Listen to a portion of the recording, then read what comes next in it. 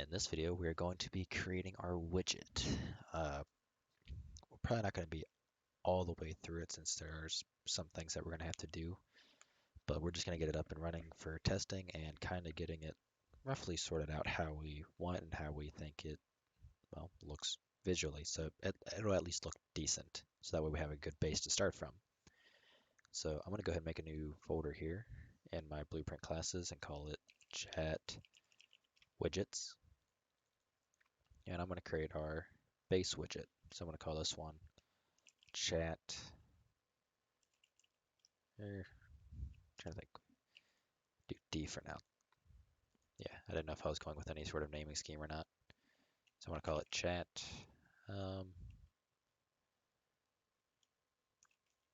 I'll just call it chat box. Then I want to create another one. Call this one chat message. Now we're going to open up the chat box and set that up because that's going to be kind of like our frame. And the chat message is going to be each message that we spawn inside of it. So what I want to do first off, I want to get a size box under the panel. I want to set its anchor to the bottom left. And I want to go, that should be left to right, right? Yeah, I want to go 500. What's 500 height look like?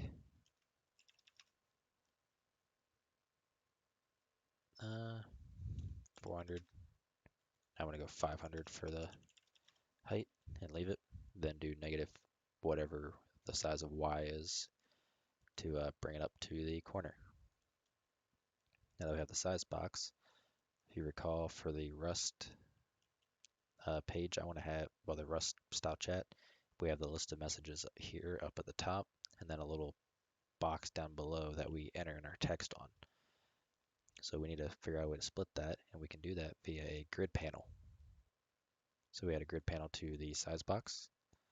It is currently covering the entire thing, but that's fine. So one thing we know we're going to need is a scroll box. So we're going to throw that inside the grid panel, and a editable text box, or editable text, and add that to the grid panel as well. So we have these. Now we can kind of organize our grid panel. So columns are kind of like left to right, essentially, vertical, like 1, 2, 3, and rows, if I recall, should be like 1, 2, 3, kind of like that. So we're going to add 2 rows. And for now, I'm just going to give them both the same value of 0.1. Text box at the top, scroll box at the top, and text box at the bottom like that. Then I'm going to do 1 column and fill it. Now here's our text box, here's our scroll box, but they're about in the center for how they equal it. So we want to change that. So for our row 1, we're just going to move that to 10. All right, that's a little much. 0.9, and that's better. So here's where our messages will be, and here's where we enter in our text. So compile, save. And I'm going to give this some starting text. So enter text, and it's showing on the left side, which is good. 16 for the font size. Let's go a little bigger. 16. Was it just 20? It's the next step up or something like that. Yeah, 18. That'll work.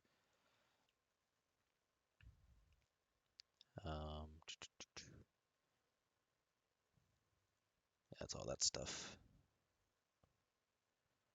All right, so I'm just going to go ahead and rename it. So this is an editable text box. So I'm going to do ETB for editable text box, then give it a name.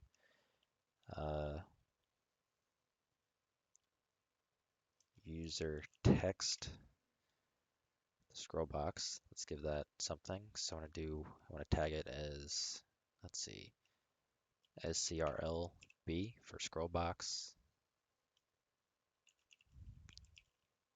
messages, and set that as a variable. And then our size box, I want to give that a name. So SB uh, frame and set that as a variable. All right, so now we just need to make a way to see it. So we're going to do that by going to our third person CPP, blueprints, and our character blueprint. And we're just going to pretty much create it on begin play so we can see it. So that's just so we can spawn this box. So I'm going to loop through. I'm going to do create, not loop through, I'm going to do create widget. Class is going to be chat box. Then we're going to add to viewport. All right, compile, save, and let's look. Well, we have no messages there, but here's our text box, and it's spawning 2 of them.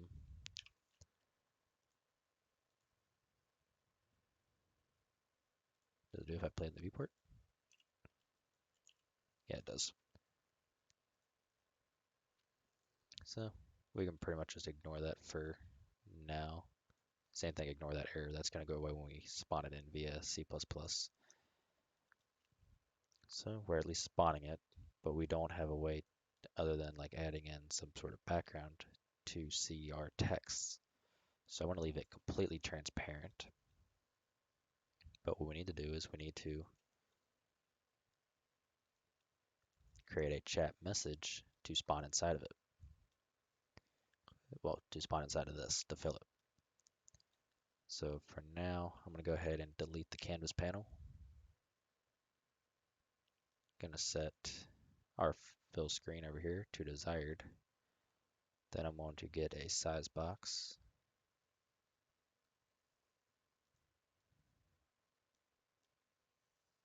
Is that it? Yeah, that's it. Let's go ahead and just increase it so we can see it. Let's do 100 by 50.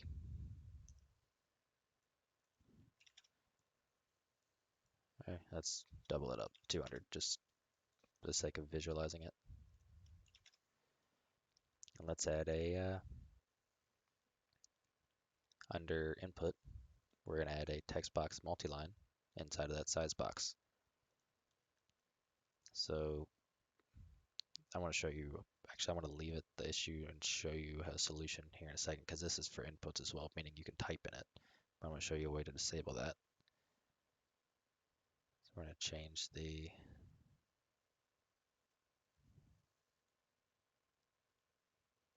background image. Foreground color, background color, change, get rid of its alpha.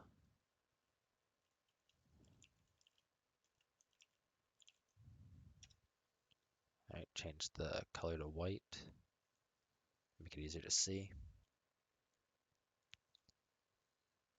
And that'll be honestly good for now. I'm going to choose name, so TV, even though it's an editable text box, because I'm going to be using it as a text box instead. Give it a name, message, so text box message. Compile and save. And let's head over to our chat box. And for testing, we're going to be just spawning them in. So in the constructor, this is where we're going to do it. So we're going to do a for loop.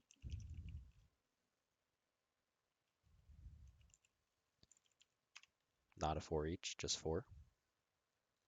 We're going to run it 10 times. And on each loop, what we're going to do is we're going to spawn it. So we're going to create widget. Class is going to be chat message. Then we need to get access to our scroll box. And we're going to do add child.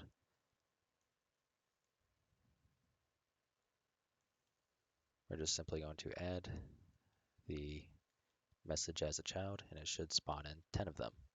So when I press play, there you see text boxes all over here. Although we could really add a good bit more. I want to make it shorter as well. I'm going to do 400 by 4. No.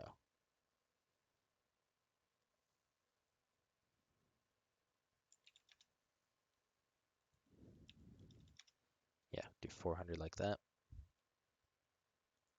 And I want to increase the size of our text. So its font's only 12, we'll do 18, just like our, whatchamacallits. What's that white thing? I don't care. All right, so let's play and see. All right, let's enter in more so that way we can,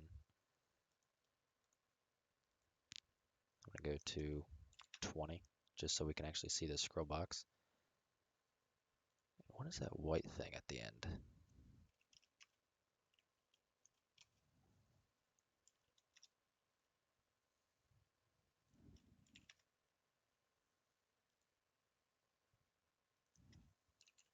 Does it get bigger?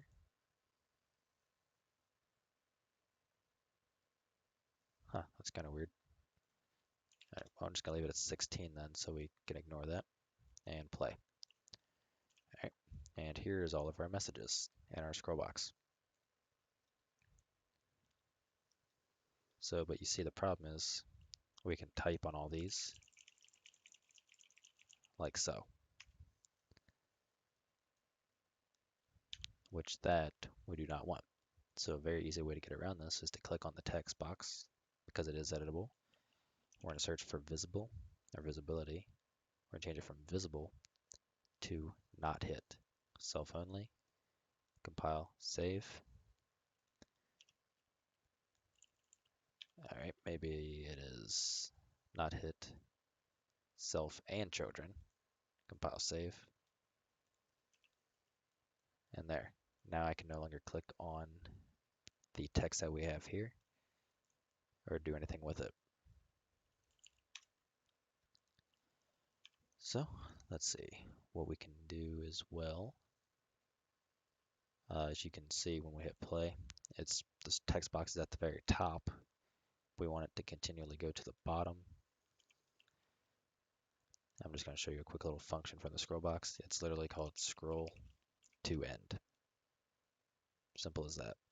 And this will have it so it's pretty much keeps the scroll down to the bottom, just like so. All right, well, I think that is all for the widget right now. I want to test outside and just see if everything's good to go there.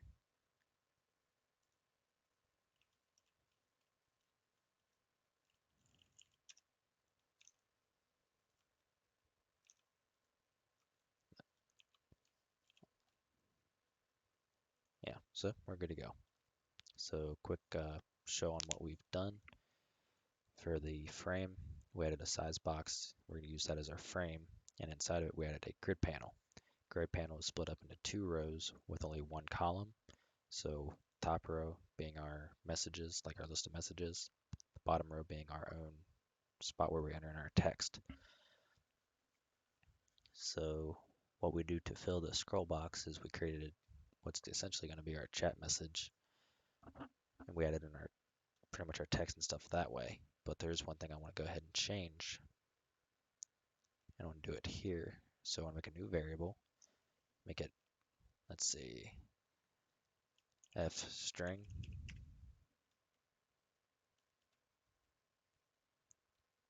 Type's going to be, wait, why did I type f string?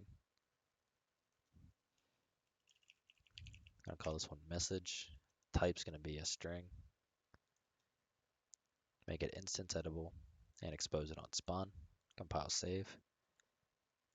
And on the event construct, we're going to get our text box. We're going to set text. The text we're going to set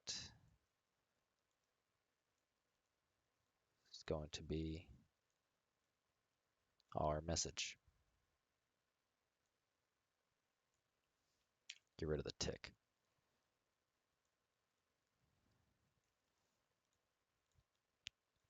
And I'm just going to give this a default value of empty text.